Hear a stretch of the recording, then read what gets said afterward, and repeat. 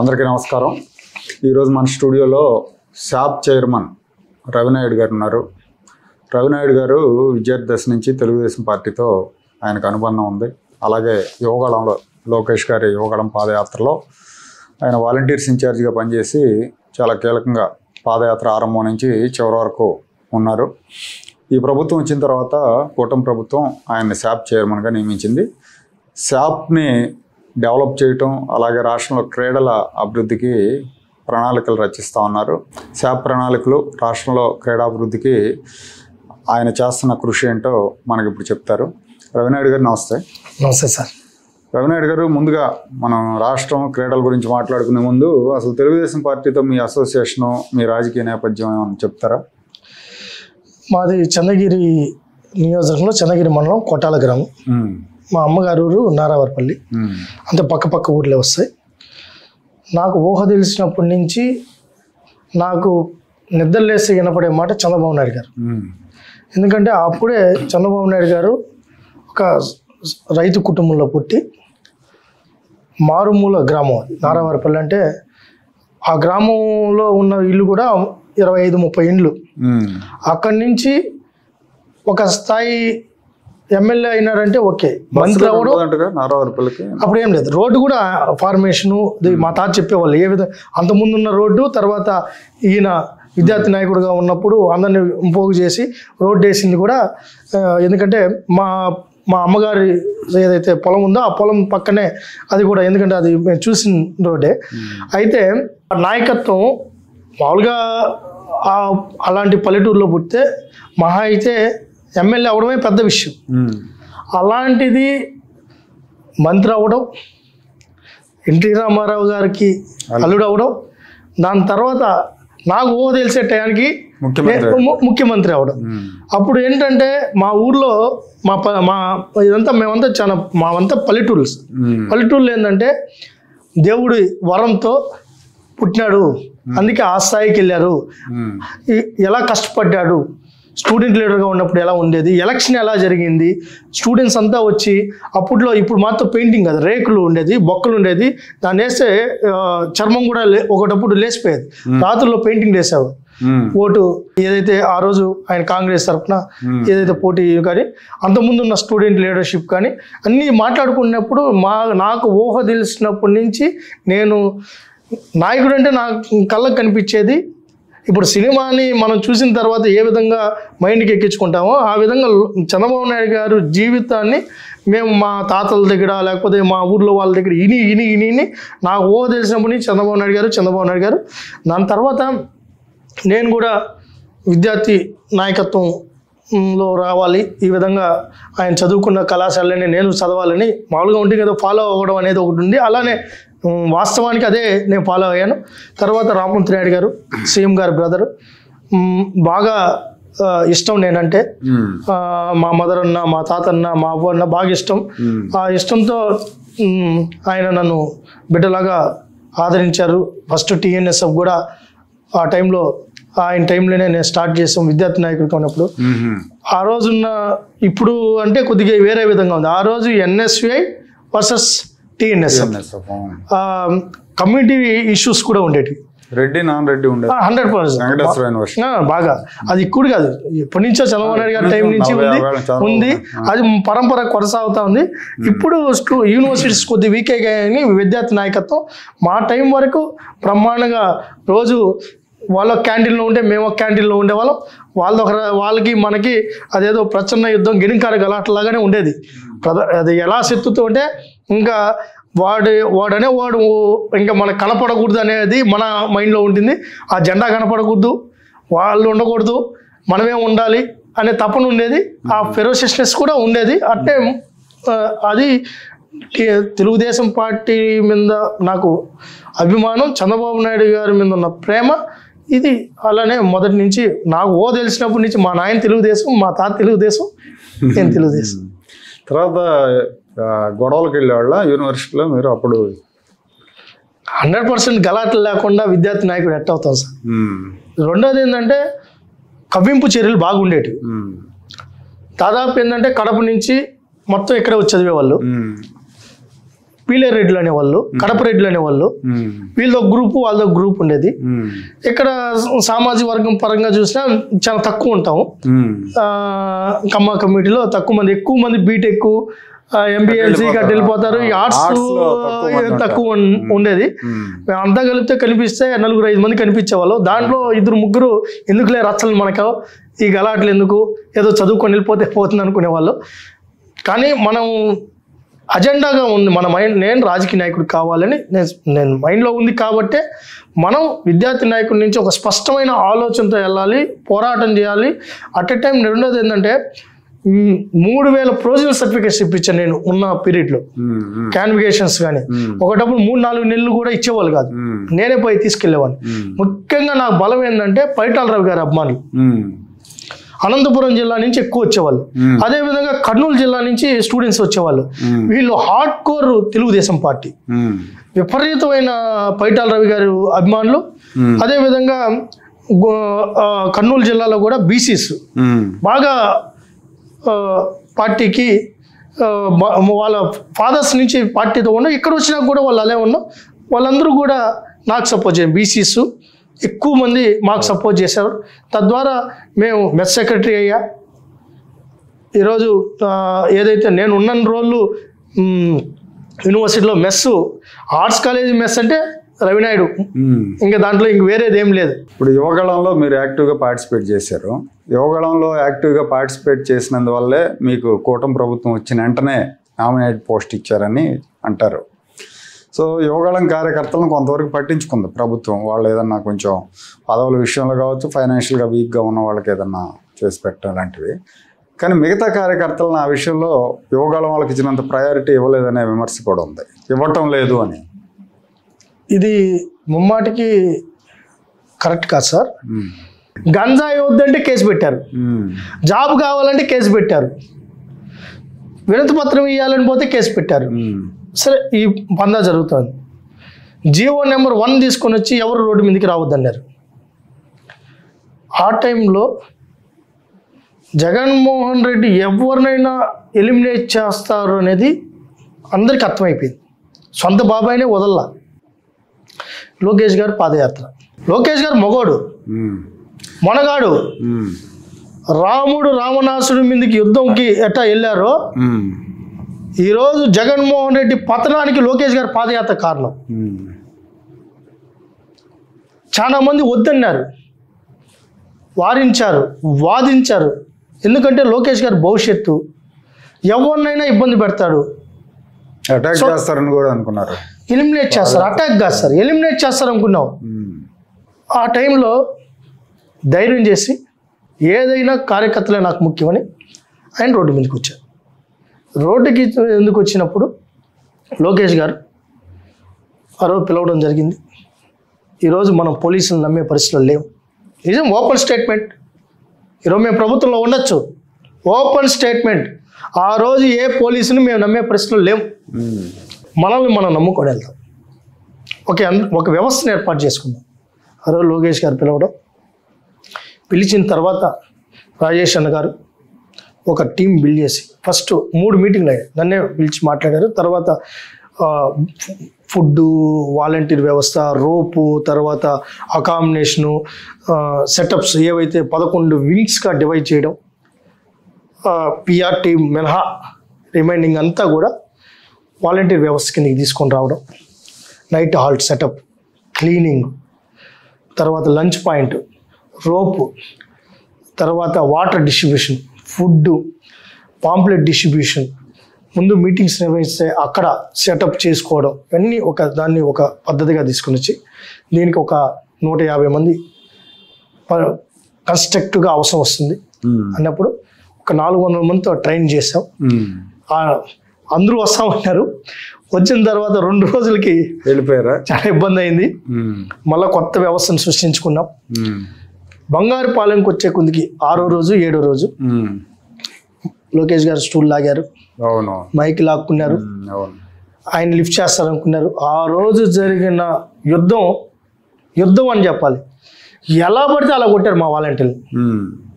యోగలంలో పనిచేసిన ప్రతి ఒక్కరు ఆల్రెడీ పార్టీలో పనిచేస్తున్నారు. వీళ్ళు వాళ్ళని మీరు డివైడ్ చేయొద్దండి దయచేసి. ఇక్కడ ఇచ్చిన ప్రతి వాళ్ళు, నేను 2005లో స్టూడెంట్ లీడర్గా నా ప్రస్థానం మొదలైంది.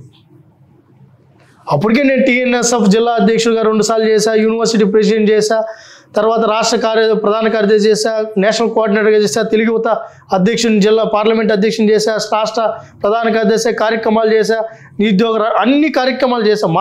అప్పటికి ఇది ఈ ప్రస్థానం.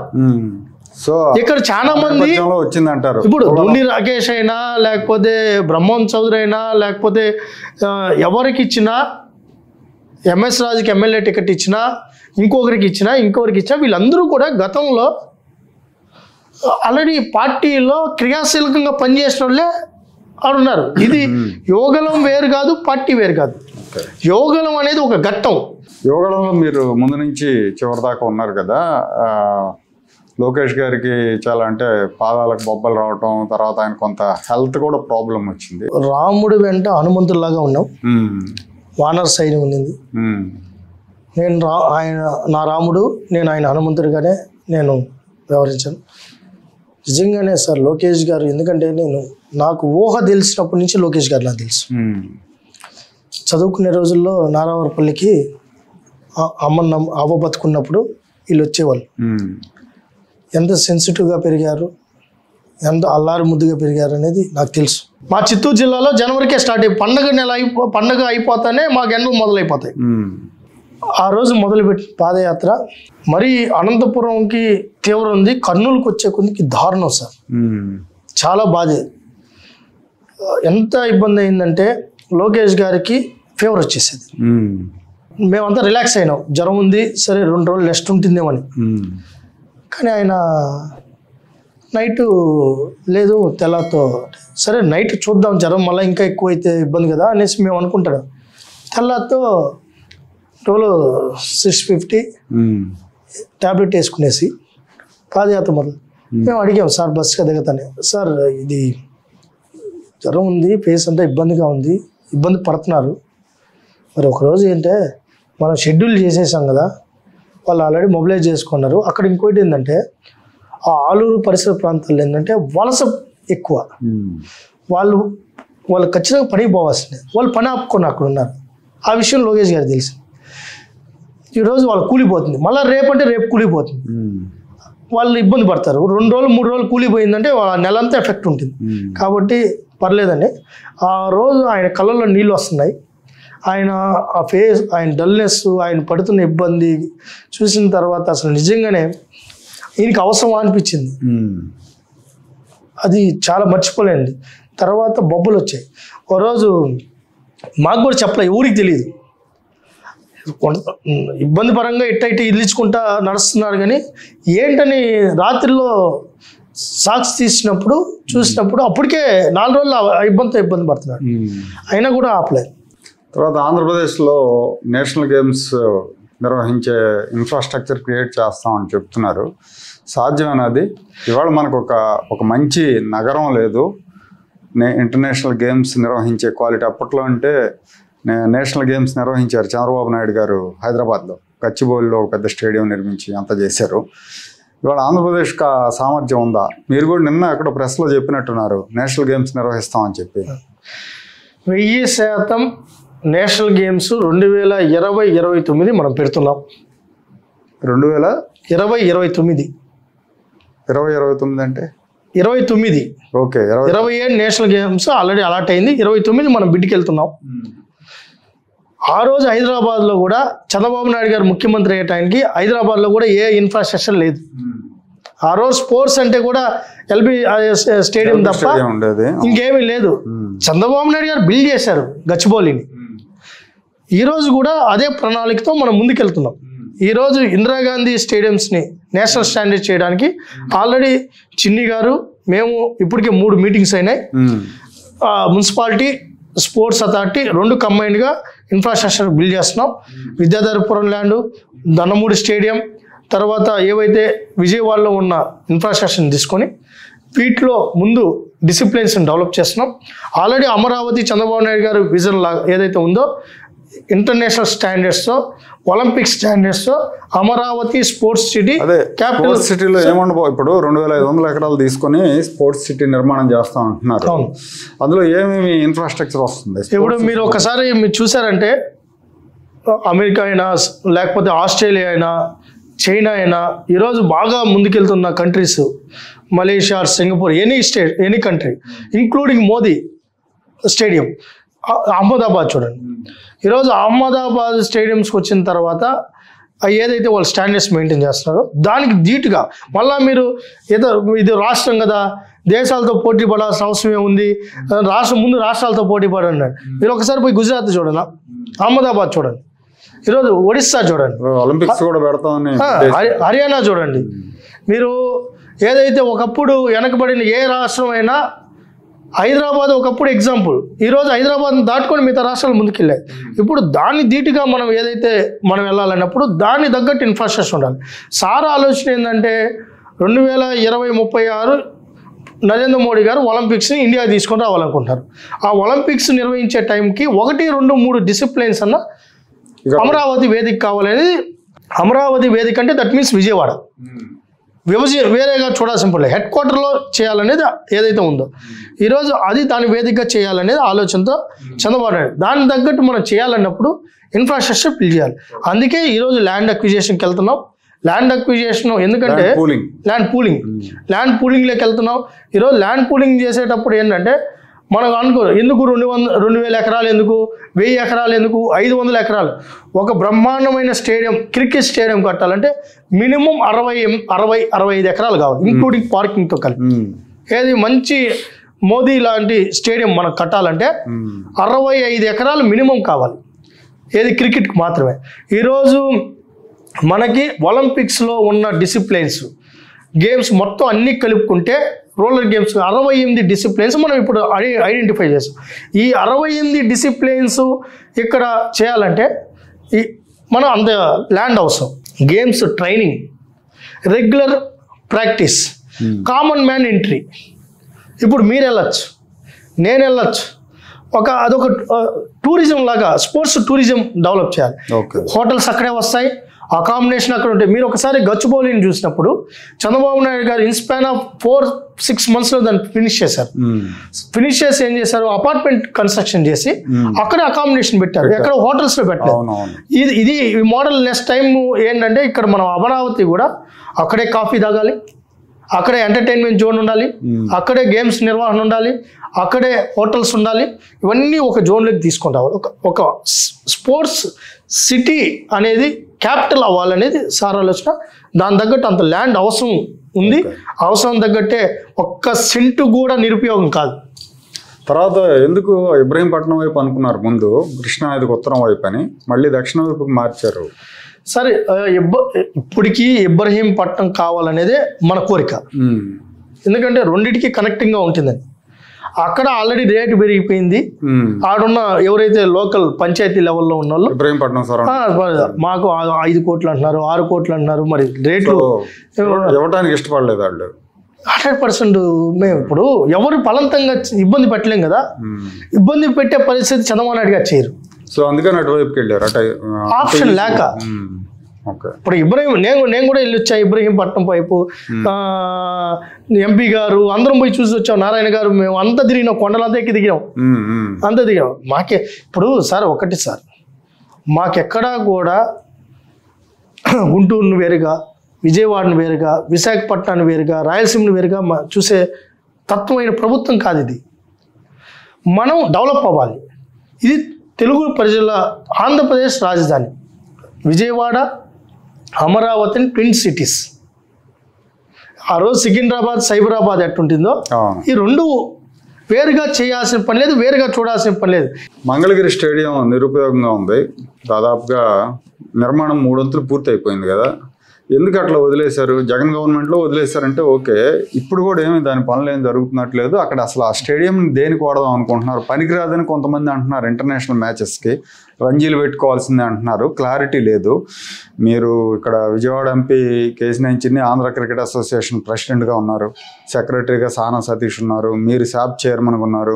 మీకేమన్నా దాని మీద ఒక ఐడియా ఉందా? లేదు సార్, దీని మీద 2-3 సార్లు డిస్కషన్ అయింది. లోకేష్ గారు కూడా దీన్ని ఆంధ్ర క్రికెట్ అసోసియేషన్ గారి కాన్స్టిట్యున్సీ అది లేదు లోకేష్ గారి కాన్స్టిట్యున్సీ అనే దానికంటే ఆల్రెడీ అది కన్స్ట్రక్షన్ బిల్డ్ అయిందా, క్యాపిటల్ గానే చూడాలి మనం. లోకేష్ గారి కాన్స్టిట్యున్సీ లేకపోతే ఇంకో అదే సార్. అక్కడ ఏమైందంటే అక్కడ 2 బాగా టెక్నికల్ మిస్టేక్స్ స్పష్టంగా కనిపించాయి. ఒకటి ఏంటంటే ఆ గ్రౌండ్ ప్రిపరేషన్ టైంలో పిచ్చెస్ అది ఏదైతే ఆపోజిట్ సైడ్ వస్తుంది, ఈస్ట్ వెస్ట్ వచ్చినాయి, అది మిస్ఫైర్ అయింది. అట్ ఎ టైం వ్యూ కనపడడం లేదు. అక్కడ మ్యాచెస్ వేస్తే సగం మంది ఎవరైతే ప్రేక్షకులు ఉంటారో, క్రీడాభిమానులు ఉంటారో, ఆ గ్రౌండ్ లో సగం మంది కరెక్ట్ గా అది కనపడడం లేదు అనేది ఫస్ట్ ఐడెంటిఫై చేశారు. బట్ అదేంటంటే కొద్దిగా మిస్ఫైర్ అయింది అనేది వాళ్ళొకటి. అది యాక్చువల్గా చేసింది ప్రభుత్వం కాదు, లేదు మళ్ళా అది ప్రభుత్వ ధనం కాదు, ఆంధ్ర క్రికెట్ అసోసియేషన్ వాళ్ళే బిల్డ్ చేశారు. గోకరాజు గంగరాజుకు గతంలో ఉన్న వాళ్ళు దాన్ని ప్లాన్ చేశారు. అది మళ్ళీ చాలా మందికి అది అవగాహన లేదు. చిన్ని గారు కూడా మొన్న కూడా పోయి విజిట్ చేశారు.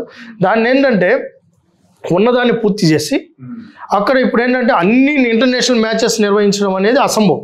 ఈరోజు పెద్ద పెద్ద వేరే గేమ్స్ వాడుకోవడానికి మల్టీపర్పస్ యూజెస్ కింద చేస్తున్నాం. క్రికెట్ 100% చిన్న చిన్న కరెక్షన్స్ ఉన్నాయి. ఆ కరెక్షన్స్ని ఆల్రెడీ దాని మీద ఫోకస్ చేశారు. వర్క్ మోస్ట్లీ దాన్ని కూడా ఉపయోగంలోకి తీసుకొని వచ్చే విధంగా చర్యలు తీసుకుంటారు. ఓకే, దాంట్లో ఏం వేరే డౌట్ పడాల్సిన పడదు. అది ఆగదు, నిరుపయోగం అవ్వదు. ఆడుదాం ఆంధ్రాలో అవకతవకలు జరిగినాయి వైఎస్ఆర్ కాంగ్రెస్ పార్టీ హయాంలో. మంత్రి రోజా, అప్పుడు మంత్రిగా ఉన్న రోజా ప్రమేయం ఉంది. రోజా అరెస్ట్ తప్పదని మీరు కూడా పత్రికా ప్రకటనలు చాలాసార్లు చేశారు, కానీ అది ముందుకు వెళ్ళలేదు. అది ఇక్కడ ఒక అధికారి, ఇప్పుడు ఈ ప్రభుత్వంలో కీలకంగా ఉన్న ఒక అధికారి ప్రమేయం కూడా ఈ స్కామ్లో ఉంది. ఆ అధికారి ప్రమేయం ఉన్నందువల్లే మీరు ముందుకెళ్ళట్లేదు అనేది ప్రధానమైన ఆరోపణ. సరే, ఆ అధికారి కూడా బుక్ అవుతాడని అతని కోసం ఆపుతున్నారా? లేదు, అదంతా కాదు. ఇక్కడ ఒకటి సార్, ఆ రోజు ఈ రోజు నేను ఎప్పుడు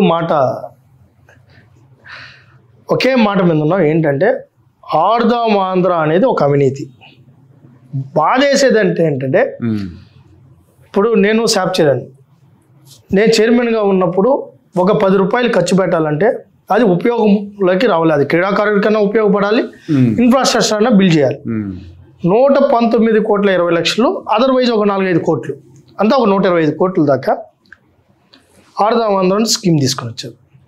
ఆ స్కీమ్ నేను వెళ్ళిన తర్వాత ఒక రివ్యూ పెట్టిన తర్వాత నేను అడిగా, ఏదైనా ఒక గేమ్ తీసుకున్నప్పుడు, లేకపోతే ఒక యాక్టివిటీ తీసుకున్నప్పుడు, లేకపోతే ఒక మీట్ తీసుకున్నప్పుడు దీంట్లో ప్లేయర్ డెవలప్మెంట్కి మనం ఏ విధంగా ఆలోచించాలనేది ఎందుకు, ఇదేంటి, దీని కాన్సెప్ట్ ఏంటంటే యాక్చువల్గా శాప్ వాళ్ళు ఒకటి ఇచ్చారు.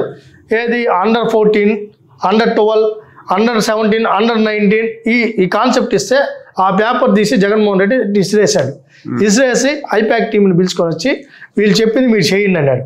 వాళ్ళు ఏం చెప్పారు, ఏదైతే 18 సంవత్సరాలు ఓటు హక్కు రేపు నెక్స్ట్ ఇయర్కి ఓటు హక్కు వచ్చే వాళ్ళకి, ఓటు హక్కు ఆల్రెడీ ఉన్న వాళ్ళకి ఇది ఏదైతే ఉందో వాళ్ళకి ఏజ్ పెట్టి, ఈ ఏజ్ పెట్టుకొని మీకు చిన్నప్పుడు మాకు బాగా గుర్తుంది, వీళ్ళంతా మేధావులు చూడండి, ప్రభుత్వ ధనంతో ఎలక్షన్ చేయాలనుకున్నారు.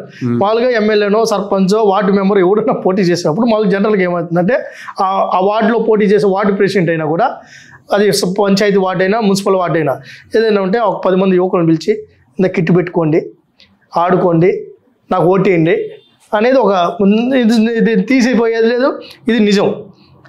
అయితే దాన్ని అఫిషియల్ చేశారు జగన్మోహన్.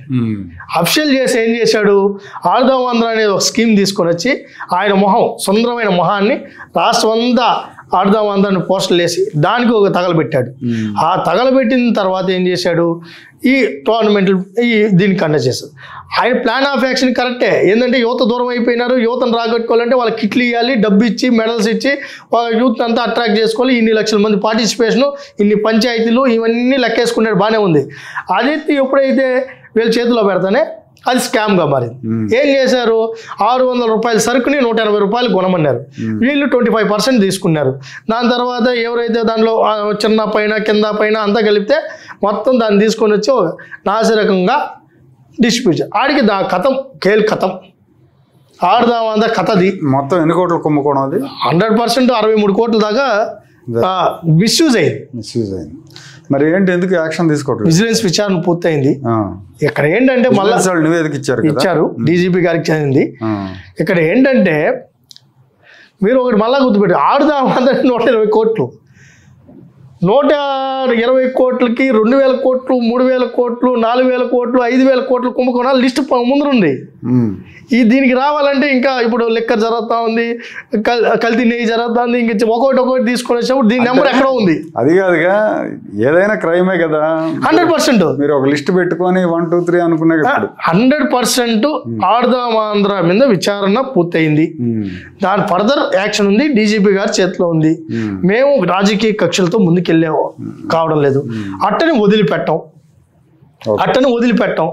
అప్పుడున్న చైర్మన్, అప్పుడున్న మంత్రి, సీఎంఓలో ఉన్న ఒక అధికారి, ఏది మళ్ళా ఐఏఎస్ ఆఫీసర్ కాదు, ఎవరైతే సకల శాఖ మంత్రి, ఆయన డైరెక్షన్ ఐపాక్ లో ఒక ఇప్పుడు సీఎంఓలో ఉన్న ఒక అధికారి అంటున్నారు. లేదు, అది మళ్ళా తీసుకొని వచ్చి దానికి లింక్ పెట్టద్దండి. ఎవరైతే ఉన్నారో ఆ రోజు సీఎంకి తల్లో 4గా ఉన్నాడో అతను ఐపాక్ నుంచి ఒక అతను పెట్టారు. అతనికి 2 లక్షలు ఎంతో జీతం కూడా పెట్టారు. అతను పెట్టి దీన్ని మొత్తం స్కామ్ సెక్రిగేట్ చేశారు. ఓకే, ఇక జిల్లా పాలిటిక్స్కి వస్తే, మీ జిల్లాలో, చిత్తూరు జిల్లాలో వైసీపీని ఎదుర్కోవటంలో టీడీపీ నేతలు ఎవరు కూడా ముందుకు రావట్లేదు. మీ జిల్లాలో మంచి పేరున్న ఎమ్మెల్యేలు ఉన్నారు, సీనియర్ నాయకులు ఉన్నారు. టీటీడీ వ్యవహారాలు బయటకు వచ్చినప్పుడు, టీటీడీ వివాదాలు బయటకు వచ్చినప్పుడు, లడ్డూ ఇష్యూస్ కానీ లేదంటే పరకామణి ఇష్యూస్ కానీ, వీటన్నిటి సందర్భంగా కరుణాకర్ రెడ్డి విమర్శలు కానీ, వీటిని ధీటుగా తిప్పికొట్టడంలో ఎందుకు ముందుకు రావట్లేదు? అంటే ఇక్కడ ఏమవుతుందంటే, కరుణాకర్ రెడ్డి రాష్ట్ర నాయకుడు కాదు, జాతీయ నాయకుడు అంతకంటే కాదు, జిల్లా నాయకుడు అనుకుందాం. జిల్లా నాయకులందరూ రావాలి. నేను ఒకటి ఏంటంటే, కరుణాకర్ రెడ్డి తిరుపతి నాయకుడు. సరే, తిరుపతి నాయకుడైనా ఆయనకి రాష్ట్ర వ్యాప్తంగా కరుణాకర్ రెడ్డి మాట్లాడుతున్న మాటలను జనం ఫాలో అవుతున్నారా లేదా? దానికి కౌంటరు స్టేట్ ఆఫీస్ నుంచో స్టేట్ నాయకులు ఇవ్వాల్సిన అవసరం ఏముంది? మీ జిల్లా నాయకులు అందరూ ఏం చేస్తున్నారు? మీ జిల్లాలో ఎమ్మెల్యేలు ఉన్నారు, చాలామంది ఉన్నారు. మీకు తిరుపతి ఎమ్మెల్యే జనసేన ఉన్నాడు, చంద్రగిరి ఎమ్మెల్యే తెలుగుదేశం, లేదంటే నగర్లో ఆయన గాలి ముద్దుకృష్ణారెడ్డి గారు అబ్బాయి ఉన్నారు, శ్రీకాళహస్తిలో బొజ్జల గోపాలకృష్ణారెడ్డి గారు అబ్బాయి ఉన్నాడు. వీళ్ళందరూ ఉన్నారు కదా, సీనియర్లు. అమర్నాథ్ రెడ్డి ఉన్నారు. అంటే ఇక్కడ ఏంటంటే జిల్లా బైఫర్గేషన్ జరిగింది. చిత్తూరు సరే, ఉమ్మడి జిల్లా కిందకి వచ్చింది. అయితే సబ్జెక్ట్లో వెయిటేజ్ బట్టి 100% రియాక్ట్ అవుతున్నారు. ఇది మంచి సబ్జెక్ట్ కదా, టీటీడీ కంటే ఇంకా సబ్జెక్ట్ లేదు. మేము రియాక్ట్ అవుతున్నాం కదా, ఎప్పటికప్పుడు మాట్లాడుతున్నాం కదా.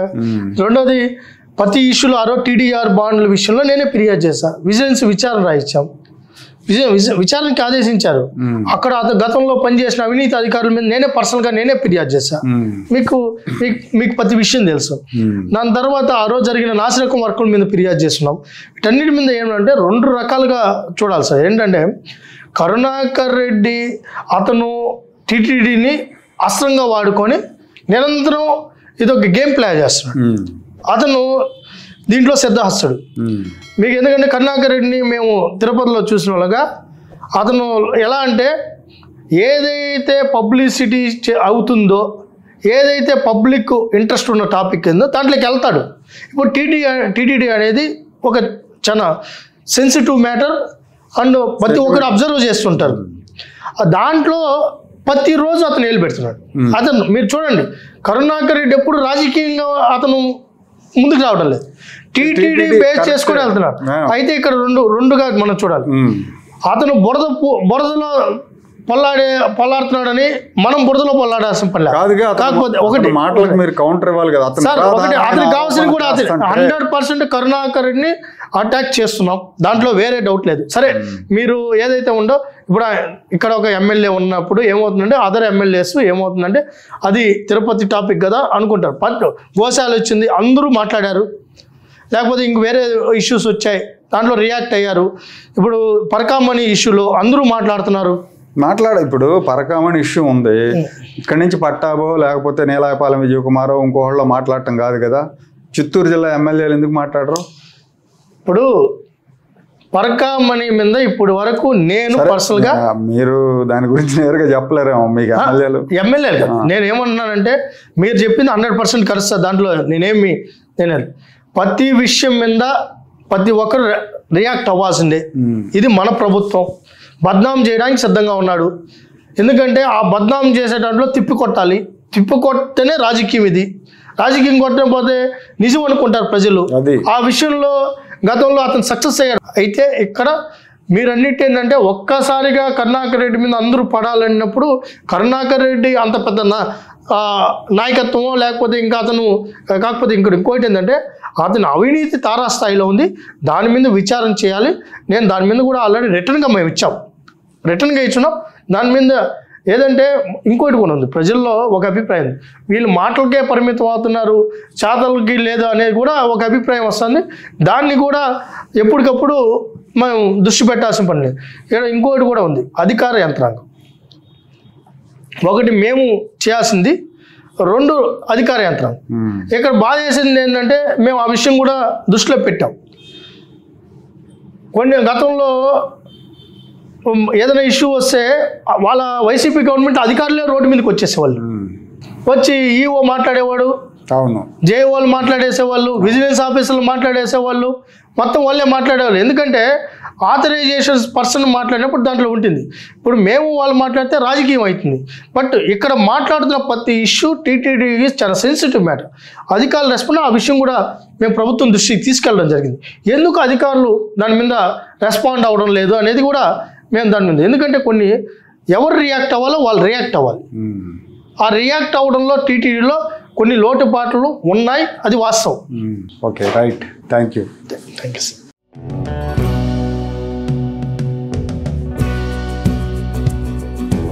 Like, share and subscribe to Rajaniti channel.